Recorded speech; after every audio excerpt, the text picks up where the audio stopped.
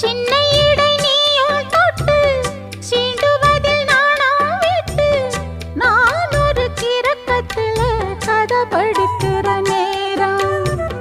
சித்திரம் போல் நீயும் மின்ன சில்மிஷமும் நானும் பண்ண ஆனந்த குளத்தினிலே அலையடிக்கிற காலம்.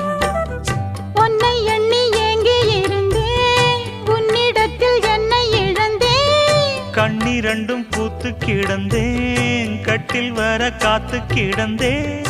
வாலிபம் தவம் இருந்த வேளை வந்ததையா. இள மனசு இனி உனத்தான் விடுமோ